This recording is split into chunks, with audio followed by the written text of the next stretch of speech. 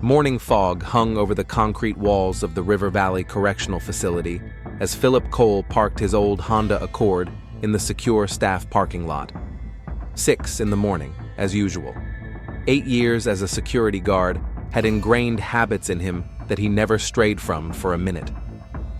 Coffee from a thermos, 3 sips, a check of his cell phone, an empty notification screen. No one cared how he had spent the night. River Valley Correctional Facility was located 20 minutes from the city of Oakwood, which had a population of 34,000. The maximum security prison was built in 1987 and designed to hold 1,200 inmates, although it currently held nearly 1,500. Philip remembered the days when his father and uncle worked here. Back then, the place seemed less crowded, less tense. After passing through numerous security checks, Philip headed to the office of Block C, where he was to spend the next 8 hours. Block C was considered one of the quietest. It housed medium security prisoners, mostly convicted of property crimes. No murderers, no rapists, no drug lords from Block A. Just ordinary people who had made mistakes and were now paying for them. "Good morning, Cole." Sharon Miller, the shift supervisor, greeted him. At 42, she looked older. Working in a prison ages you quickly, especially women. 15 years on the job had taught her to notice details that others missed. "How was your weekend?" "Quiet," Philip replied, putting on his uniform shirt. "Stayed home, watched TV." That was true, but not the whole truth. He had indeed spent the weekend at home, in his rented apartment in downtown Oakwood, but he hadn't just watched TV. He had also tried not to think about the call from Sydney, his ex-wife, who had asked how he was doing. A year ago, she had asked for a divorce, saying she couldn't live with a man who came home every day gloomy and withdrawn. "Your job is eating you alive, Philip," she had said, "and I can't watch it." Sharon nodded, studying his face. She always did that, as if trying to read her subordinate's thoughts. "We have a new guy in cell 247 today. Marcus Reed. Transferred from Sacramento last night. 12 years for a series of burglaries. They say he's a smart guy." Philip wrote the information in his notebook. New prisoners always required special attention for the first few weeks. That was when most incidents occurred. The workday in Block C began at 7 in the morning with a cell check. Philip walked down the long corridor, looking into each of the 50 cells on that level. Most of the prisoners were already awake. Some were doing exercises, some were reading, and some were just lying on their bunks, staring at the ceiling. After 8 years on the job, Philip had learned to read the mood of the block from these morning rituals. Cell 247 was in the middle of the corridor. Philip stopped at the bars and saw a man in his 30s sitting on the edge of his bunk with a book in his hands. He had attentive eyes and well-groomed hands, not typical for most inmates. When Marcus looked up, Philip saw an intelligence in him that immediately set him apart from the others. "Good morning, officer," Marcus said politely. "Marcus Reed. I arrived yesterday." "Cole," Philip replied. "How are you settling in?" "Not bad, thanks for asking. I'm reading Dickens, Great Expectations. It's amazing how some books become more relevant in places like this." Philip nodded and continued his rounds, but the brief conversation remained in his memory. Most newcomers on their first day are either aggressive or intimidated. Marcus Reed seemed surprisingly calm and collected, educated. The rest of the day went according to schedule. Breakfast at 7:30, an hour's walk in the yard at 10, lunch at noon. Philip watched Marcus interact with the other inmates. He didn't try to fit into the existing cliques, but he didn't keep to himself either. He was friendly but cautious, able to keep up a conversation but not imposing. During lunch break, Philip sat in the staff cafeteria with his colleagues, listening to the usual conversations about families, vacation plans, and car problems. He participated in the conversations just enough to not seem antisocial, but his thoughts were somewhere far away. Last night, Sydney called and asked if he wanted to have dinner this week, just to talk. He didn't know how to respond. "Cole, are you listening?" Sharon's voice brought him back to reality. Sorry, I was lost in thought. I'm talking about the new guy in 247 Reed. What do you think of him? Philip shrugged. Seems smart, calm, educated, reads the classics. That's what worries me, Sharon said. The overly smart ones are sometimes more dangerous than the openly aggressive ones. They're harder to keep track of. After lunch, Philip returned to the block for the second shift. The inmates had an hour of free time. Some played checkers, some wrote letters, some worked out in the makeshift gym. Marcus Reed sat at one of the tables in the common area, writing something on a piece of paper. From time to time, he looked up and gazed out the window at the California hills. At 6 o'clock in the evening, Philip's workday ended. He changed into civilian clothes and was walking to his car when he heard his name. Officer Cole? He turned and saw Marcus standing at the window of his cell. There were 20 meters between them, but in the evening silence, the voice was clearly audible. Thank you for today. I know your job isn't easy. Philip nodded and continued on his way to the car. At home, an empty apartment, a frozen dinner, and the evening news awaited him. Maybe he should call Sydney back. Maybe he should try to change something in his life. But tomorrow, it would be 6 in the morning again, and he would return to River Valley, where he would watch over people who had made the wrong choices, while reflecting on his own unresolved problems. 2 weeks had passed since Marcus Reed's arrival in Block C. Philip noticed that the new inmate had quickly adapted to the prison routine, but kept somewhat to himself. Marcus didn't look for conflict, but he didn't try to befriend his cellmates either. He wrote something in his cell, and was polite to the guards. It was this politeness that set him apart from most of the others. On Wednesday morning, Philip found a formal complaint on his desk. It was a standard form, filled out in neat handwriting, signed Marcus Reed, Cell 247. Subject of complaint: ventilation problems in cell, difficulty breathing at night. Philip glanced at the document and frowned. Complaints about ventilation were common, especially in the old building, but something about this one seemed strange to him. The handwriting was too neat, the wording too precise. Most inmates wrote complaints carelessly with mistakes, often in anger. This one looked like a business letter. But when he unfolded the sheet completely, he saw a note in small print at the bottom of the page. P.S. Officer Cole, I've noticed that you read during your breaks. Could you recommend something? The local library is rather sparse. I would appreciate any suggestions. M.R. Philip reread the note several times. Technically, it wasn't a violation. Prisoners had the right to make requests to staff. But something in the tone of the message seemed more personal than it should have been. Marcus had somehow noticed that he was reading. That meant observation, attention to detail. The rules were clear: no personal correspondence with prisoners. Philip knew this, just as he knew that a violation could get him fired. But lately, the rules seemed less important to him than they used to be. A year of loneliness after his divorce had changed his attitude toward many things. In the evening, before the end of his shift, he wrote a short note on the back of an official memo. Try Kerouac's On the Road, or something by Hemingway. The librarian, Mrs. Rodriguez, will help you find it. FK. He put the note in a folder with documents that were to be transferred to Block C the next day. It was a small compromise with his conscience. Formally, he was responding to an official request. The next day, Marcus thanked him with a nod during the morning rounds. No more signs of attention. Philip had almost forgotten about the incident when, 3 days later, he received another complaint, this time about the quality of the food in the cafeteria. The note was longer. Thanks for the recommendation. On the Road made a strong impression.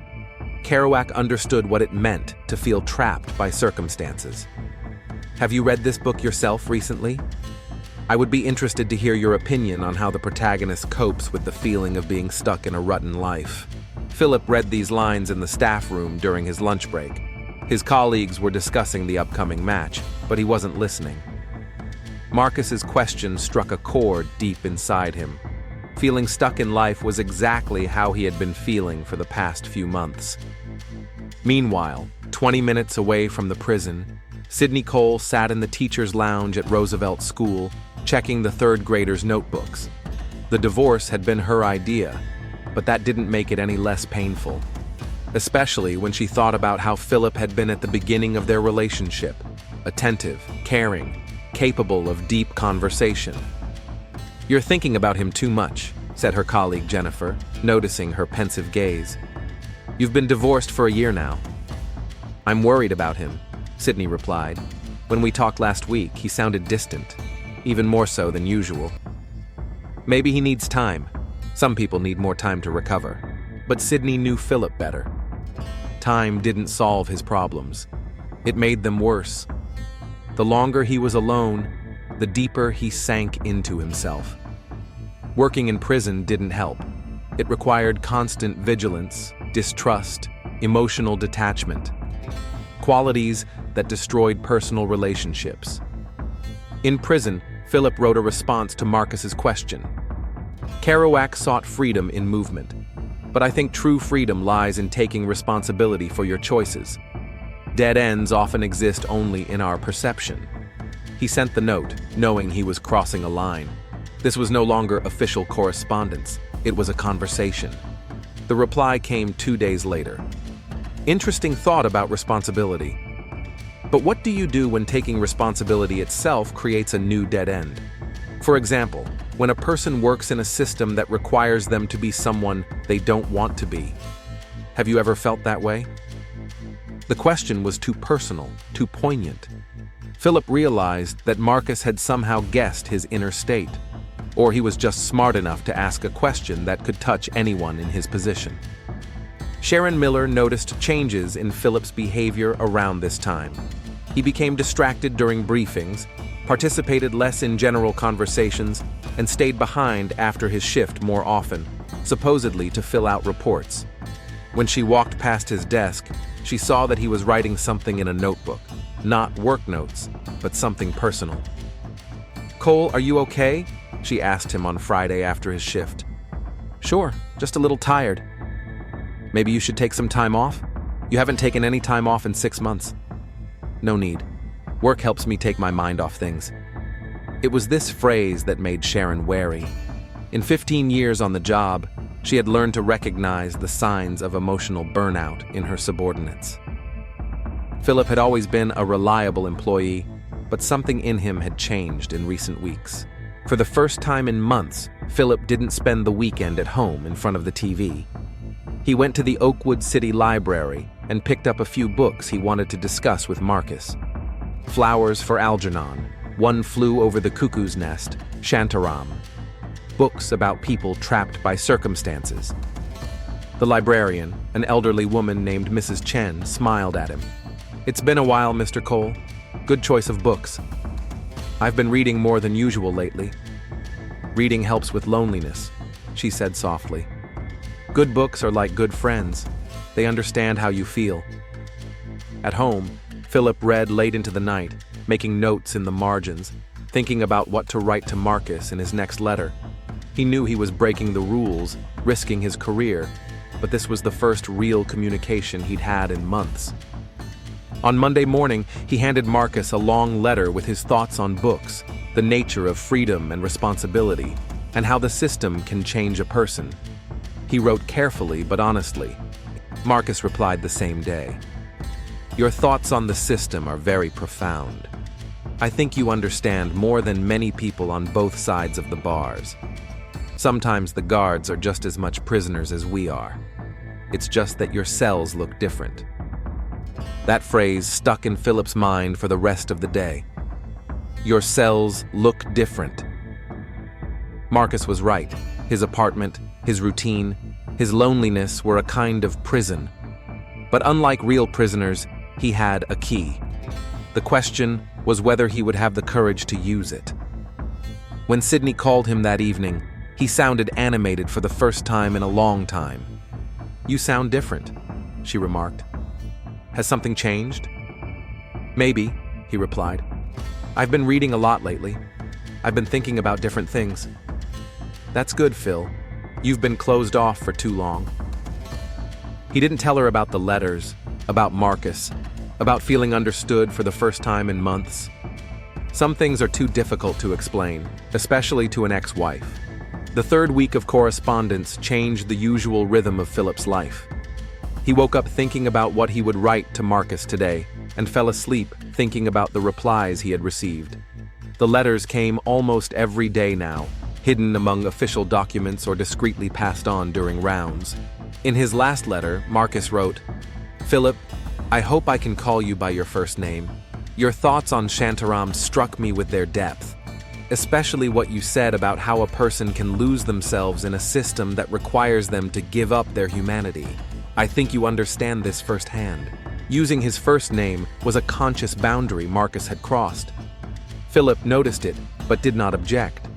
On the contrary, the intimacy of the address seemed natural to him after weeks of candid correspondence. "Sometimes I wonder," Marcus continued in the same letter, "which of us is freer? I know the boundaries of my cage. Do you know the boundaries of yours? Doesn't the prison uniform you wear every day make you as much a prisoner as I am?" Philip reread these lines during his lunch break, sitting in the staff cafeteria. His colleagues were discussing their vacation plans, but their voices seemed distant to him. Marcus's questions penetrated deeper than any conversation he had had with people in recent months. In his reply, he wrote, "You're right about the uniform. Sometimes I can't tell where I end and my job begins. 8 years here have changed me in ways I'm only beginning to understand." It was the most candid response he had ever given, and Marcus didn't miss the opportunity to dig deeper. 8 years, he wrote in his next letter. "That means you started working here at 26, a young man with hopes and plans. What happened to that man, Philip? Where is he now?" The question hit a sore spot. Philip remembered himself at 26, newly married to Sydney, enthusiastic about working in law enforcement, dreaming of children and a home of his own. That man now seemed like a stranger, as if someone else had lived his life. He replied with a long letter about lost dreams, about how daily encounters with the worst aspects of human nature had changed his worldview, about divorce, about loneliness. He wrote for several hours at home in his empty apartment, and when he finished, he realized that he had told Marcus more about himself than he had told anyone else in recent years. Marcus responded with understanding and sympathy. "Philip, what you describe is familiar to many people our age. The difference is that most don't have the courage to admit it even to themselves. Your honesty amazes me. In a world that requires us to wear masks, you show your true face." Gradually, Philip began to make small exceptions for Marcus. At first, it was extra time in the prison library. Instead of the standard hour, Marcus got an hour and a half. Philip explained this to himself by saying that an educated person should have access to books. Then came small privileges in food. When 2 lunch options were served in the dining hall, Philip would discreetly point out the better choice to Marcus. Sometimes he would sneak in an extra apple or an extra serving of dessert left over from the staff. "You are too kind to me," Marcus wrote after one such incident. "I'm not used to anyone caring about my well-being. In my former life, people were only interested in my abilities, what I could do for them. You are the first person in a long time who sees me as just a person." These words touched Philip. He understood the feeling of being needed only as a function, not as a person. Sydney had often told him in the last months of their marriage that she felt like she was married to his work, not to him. Sharon Miller watched the changes in Philip's behavior with growing concern.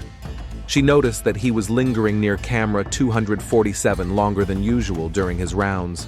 Several times she saw him handing something to Marcus, supposedly work documents, but her intuition told her that something else was going on.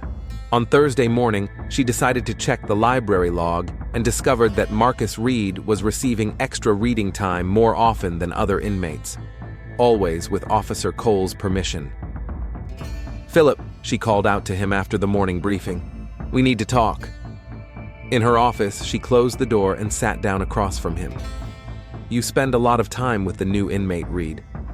He's calm, educated, no disciplinary issues. That's exactly why I'm concerned. You're giving him privileges, extra time in the library, the best seats in the dining hall. I'm watching. Philip felt his face flush. He reads serious literature. I think that should be encouraged. Philip, we work in a prison, not a university. There are no favorites here. There are rules for everyone. I understand. Do you? Because in recent weeks you've been acting differently, distracted, distant. And now it turns out you're giving special attention to one particular inmate. Sharon paused, studying his face. He talks to you, doesn't he? More than you should. We exchange opinions about books sometimes. Nothing personal. Philip, listen to me carefully. Smart inmates are dangerous precisely because they know how to find people's weak spots. They study the staff, looking for those who are lonely, upset, or experiencing personal problems. It's called grooming. The word grooming made Philip shudder. He knew the term, the process of psychologically preparing a victim for exploitation. Do you think I think you're going through a difficult period after your divorce and have become vulnerable to manipulation. And Reed is smart enough to take advantage of that. Philip wanted to argue, but the words stuck in his throat. Because deep down, he knew Sharon might be right. Marcus really did know too much about him, hit his pain points too accurately, understood his inner state too well.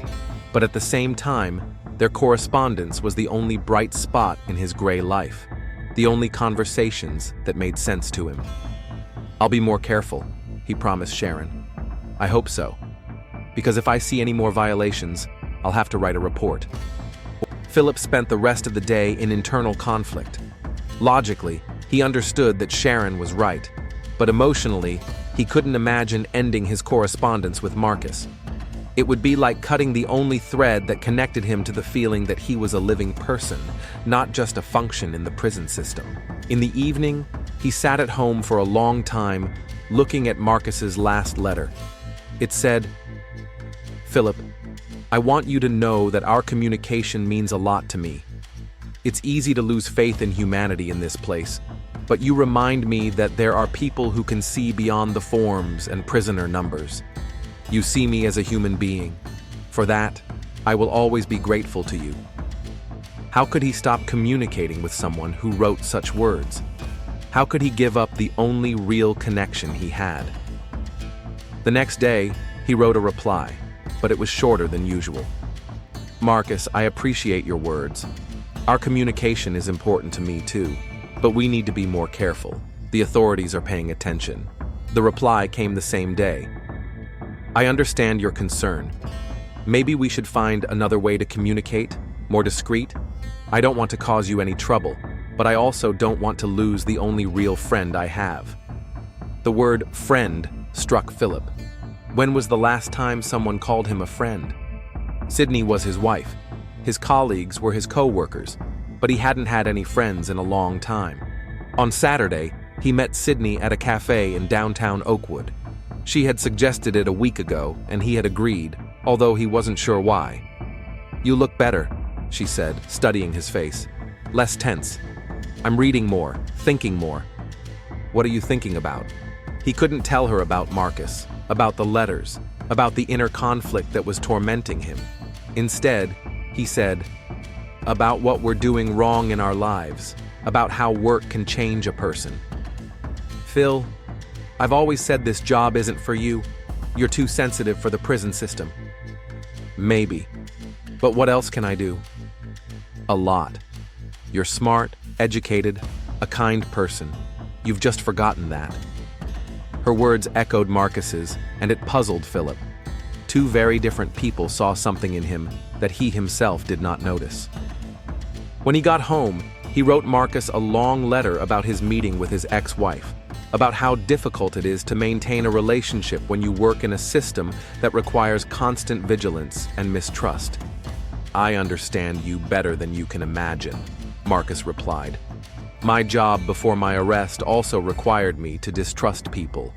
I studied their weaknesses and exploited them, but with you, it's different. For the first time in a long time, I feel genuine human connection."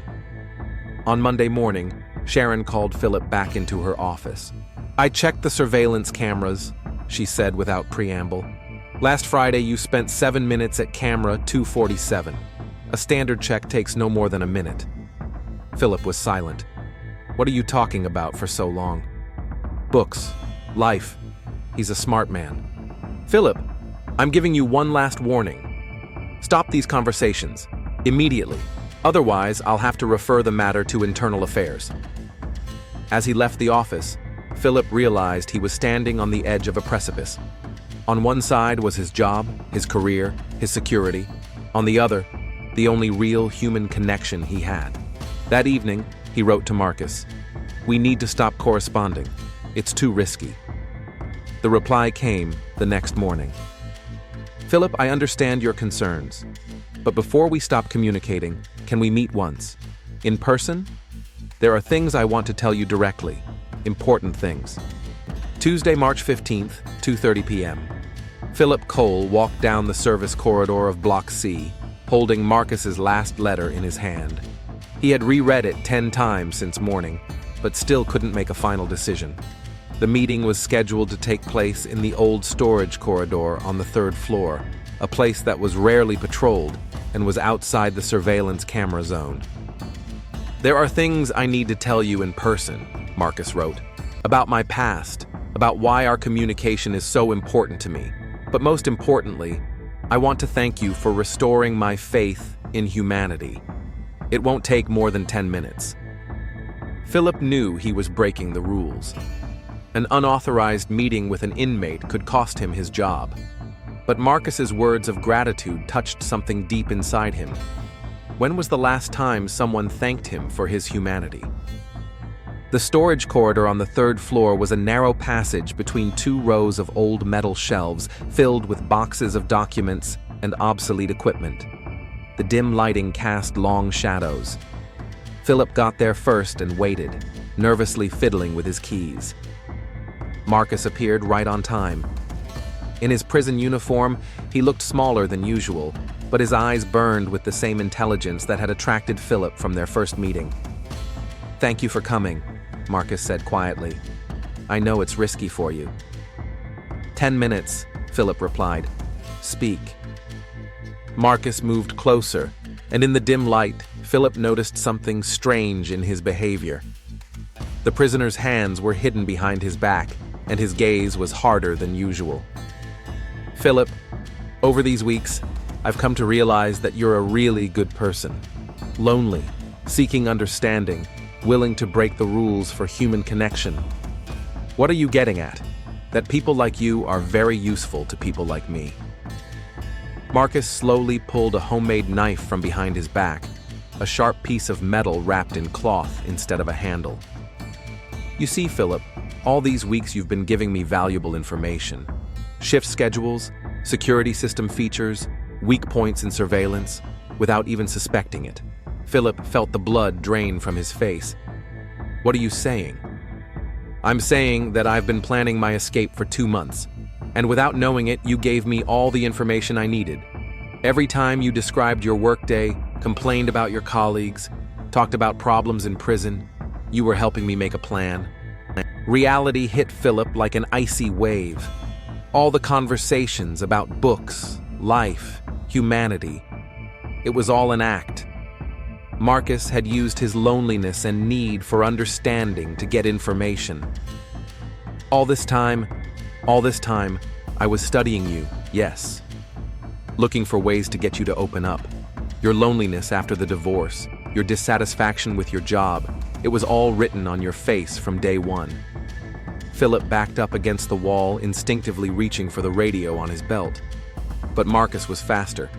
He stepped forward, blocking the exit from the hallway. "Don't make any sudden moves, Philip. I don't want to hurt you, but I have no choice. You can't escape. Even if you kill me, the system has weaknesses, which you told me about.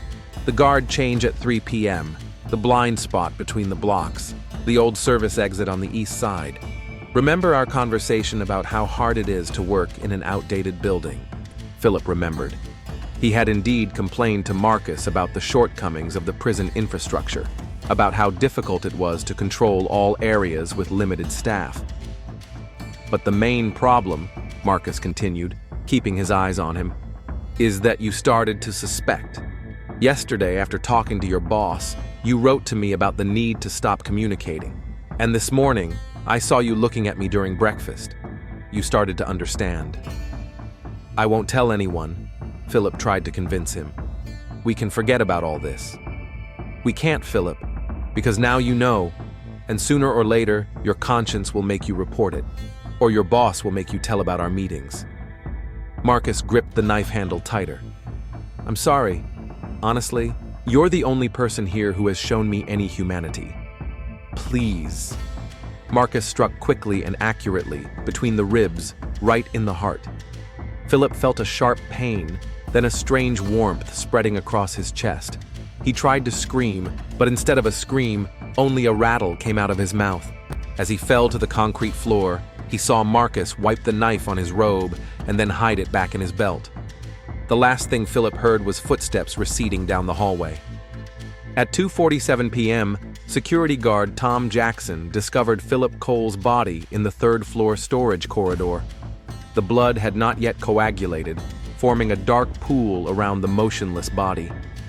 Jackson, a young security guard with only 2 years of experience, froze in shock for a few seconds before pressing the alarm button on his radio. "Code Blue, third floor, storage corridor," he shouted into the radio with a trembling voice. "Officer down. Medical assistance required, immediately." Within 3 minutes, the corridor was flooded with people. The first to arrive was the medical team led by Dr. Sarah Paris, who pronounced the man dead. Then Sharon Miller appeared, her face turning gray when she saw the body of her subordinate. "Lock down the entire block," she ordered in a trembling voice. "Don't let anyone out, don't let anyone in, and call the police." Prison warden Richard Stone arrived 10 minutes after the body was discovered. He was a massive man in his 50s who had seen a lot in his 20 years in the prison system, but the murder of an employee was something exceptional. "What do we know?" he asked Sharon. Officer Cole was found dead at 2:47 p.m. One stab wound to the chest. The killer used a homemade weapon. Sharon paused. "Rich, I think it might be related to his behavior in recent weeks." "What behavior?" "He violated protocol in his interactions with one of the inmates. I warned him." Stone cursed under his breath. The murder of a guard meant a federal investigation, audits, possible layoffs. His career was also at risk. At 3:20 p.m., the county police arrived at the prison. Detective James Hartley had been working in the homicide department for 15 years and specialized in particularly serious crimes. A tall, thin man with graying temples, he had a reputation as a meticulous investigator who rarely left cases unsolved. "Show me the crime scene," he said to Stone, putting on gloves. The storage corridor was cordoned off with yellow tape. Hartley carefully examined the body, leaving it untouched until the forensic team arrived. The position of the body, the angle of the stab wound, the lack of signs of a struggle, everything indicated that the victim knew the killer and did not expect to be attacked. "What was the victim doing in this corridor?" Hartley asked. "This doesn't look like a normal patrol area." "I don't know," Stone replied. "Old documents and equipment are stored here. Security guards rarely come in here." "So he came here for a specific purpose, or to meet someone?" Hartley turned to Sharon. "You mentioned protocol violations. Tell me more." Sharon reluctantly shared her suspicions about Philip's inappropriate communication with inmate Marcus Reed, about extra privileges, long conversations, changes in the officer's behavior. "Where is Reed now?" "In his cell. We locked down the entire block after the body was discovered." "Good. I want to talk to him first. But first, we need to examine the victim's personal belongings." Philip's locker was in the staff room. Hartley opened it in the presence of witnesses and began methodically going through its contents. Uniforms, personal photographs, a Hemingway book, a coffee thermos. In the far corner of the locker, behind a spare shirt, the detective found a stack of folded sheets of paper. Unfolding the first one, he saw neat handwriting. "Officer Cole, thank you for recommending the book." "What's this?" Stone asked. Hartley quickly scanned several letters. The signature was always the same: M.R. Marcus Reed. Correspondence between the victim and the prisoner, he said grimly. Quite extensive. He sat down at the table and began reading the letters in chronological order.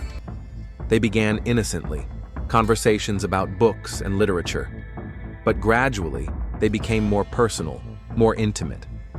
Marcus skillfully extracted information about Philip's personal life, about problems in prison, about work procedures. In one of the last letters, Marcus wrote, "Philip, I want to meet you in person. There are important things that can only be said in person." Philip's reply was on a separate sheet of paper. "It's too risky if Sharon finds out." And the last letter from Marcus. "The storage corridor, 3rd floor, Tuesday at 2:30 p.m. No one goes in there during shift changes." "The son of a bitch lured him into a trap," Hartley muttered. He used his victim's loneliness to get information, and when he realized the secret might be revealed, he decided to shut him up for good. He turned to Stone. "I need to question Marcus Reed immediately and check his cell for homemade weapons." "Detective," Sharon approached him with a concerned look. "There's another problem. Reed is serving time for burglary, but I checked his file. He's not your typical thief. He specialized in psychological manipulation, gaining the trust of his victims, studying their habits for months. A professional con artist? Exactly, and a very smart one. I don't think Officer Cole's murder was an impulsive decision. It's part of a larger plan." Hartley looked at the letters again. Now he saw them in a new light, not as correspondence between a lonely guard and an educated prisoner, but as a carefully planned operation to gather information. "What information could Reed have gotten from these letters?" he asked. Sharon picked up a few sheets and quickly scanned them.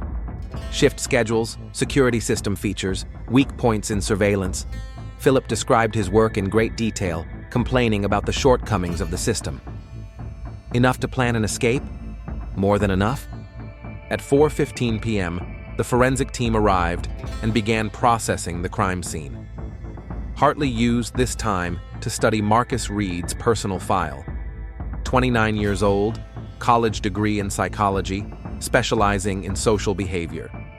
Arrested for a series of burglaries in which he used sophisticated deception schemes.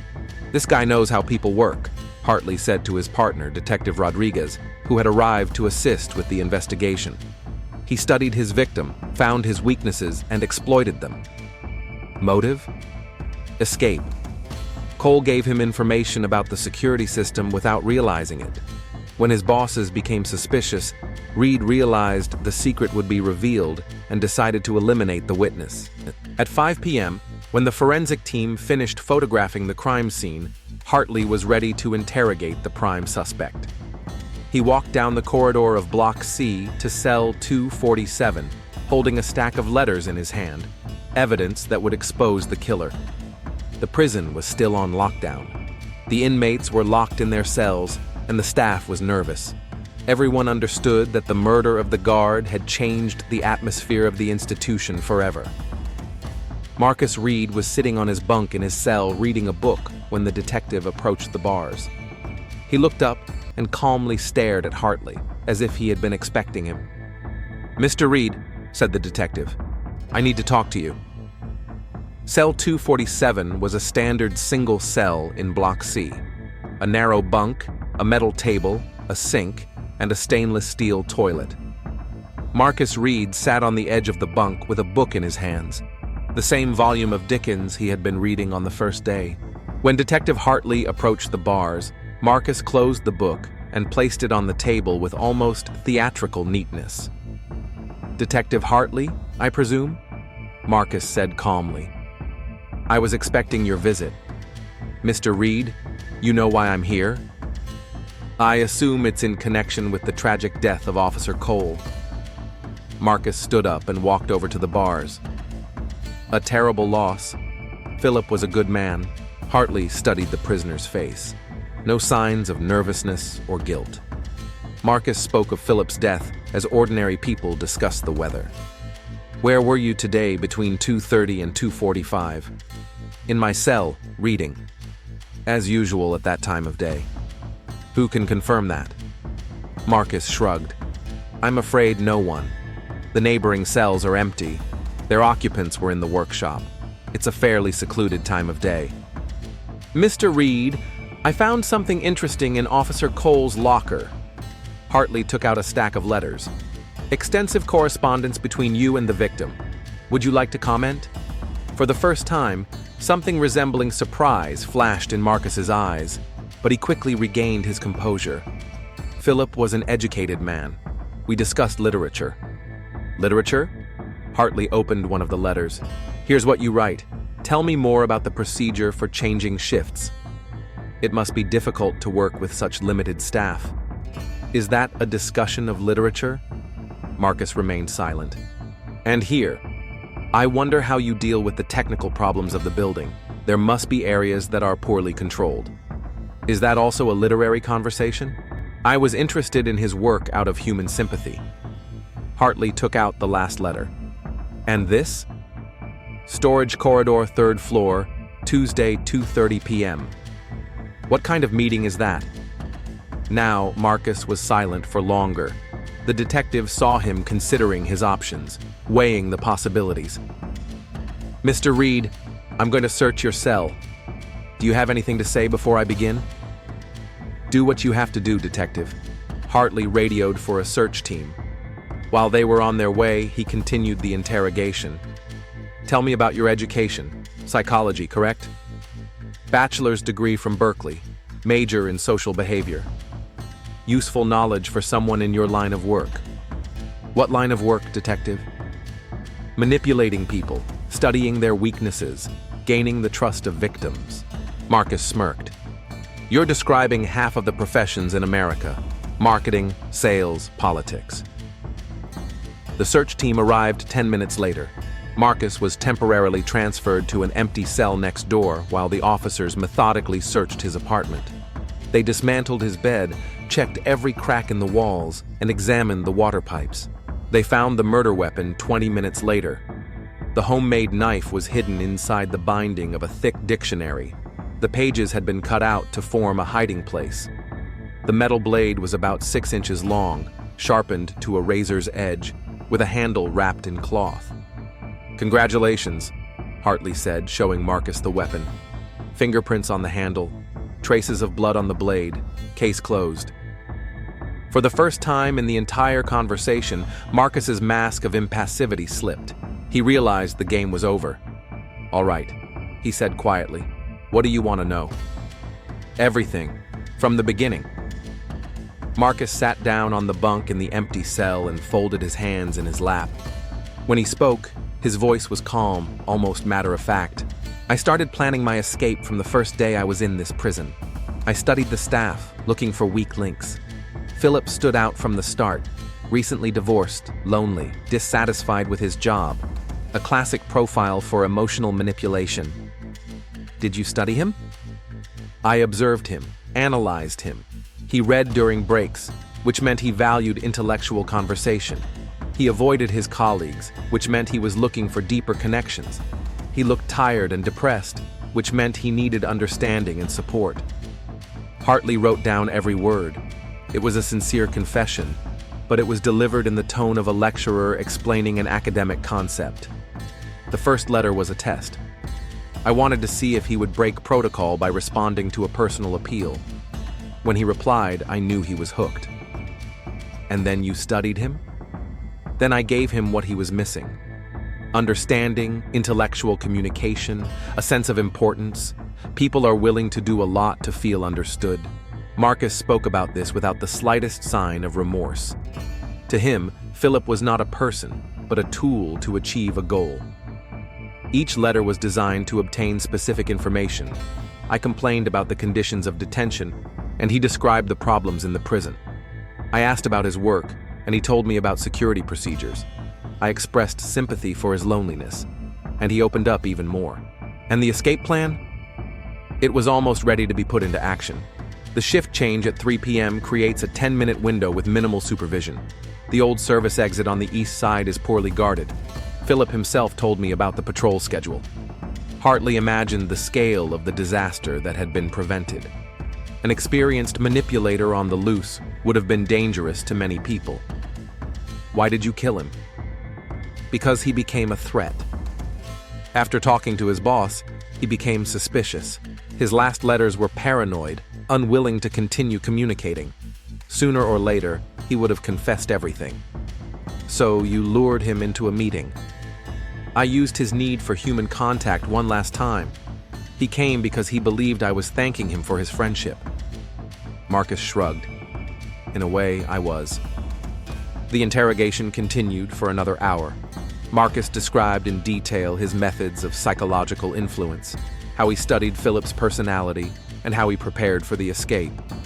He spoke with professional pride, like a master explaining the secrets of his craft.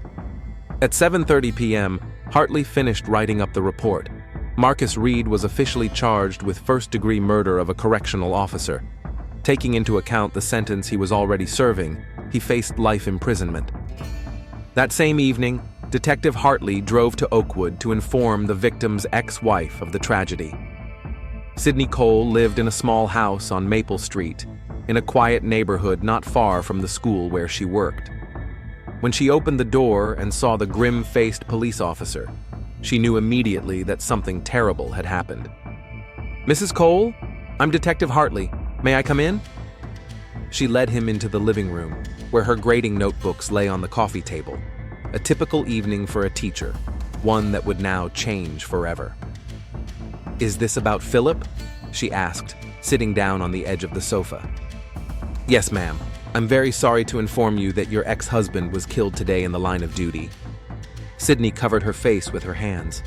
She cried silently for several minutes while Hartley waited, giving her time to compose herself. "How did it happen?" she finally asked. The detective delicately explained the circumstances of the case without going into detail about the correspondence and manipulation. Some details were too painful for the widow. "I knew," she said quietly. "I knew this job would kill him. I just thought it would be slower." "Mrs. Cole, in the last few weeks, did your ex-husband say anything unusual? About problems at work? About any prisoners?"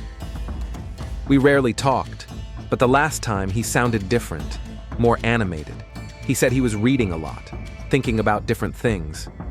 She looked up at him. "Is that related to the murder?" "Possibly. It seems the killer used your husband's interest in literature to establish contact." Sydney nodded with bitter understanding. Phil was always too trusting. He wanted to see the best in people, even when it wasn't worth it. News of the murder spread quickly through Oakwood. The town of 34,000 was large enough to have its own newspaper, but small enough that the tragedy affected many people personally. Philip Cole was not a well-known figure, but he had worked at the prison for 8 years, and many knew him by sight. In the Oakwood Daily News, the article about the murder took up the front page. "Local guard killed by inmate at River Valley Correctional Facility." The article was brief and factual, but for readers who knew Philip, it was a painful reminder of the dangers of law enforcement professions. At River Valley Prison, the administration began a complete review of security protocols. Warden Richard Stone called an emergency meeting of all staff. "What happened to Officer Cole must never happen again," he told the assembled staff. "We are implementing new rules for interacting with inmates, increasing surveillance, and increasing the frequency of psychological evaluations of staff." Sharon Miller, who blamed herself for not being able to prevent the tragedy, submitted her resignation. But Stone did not accept it. "Sharon, you did everything right. You warned him and monitored the situation.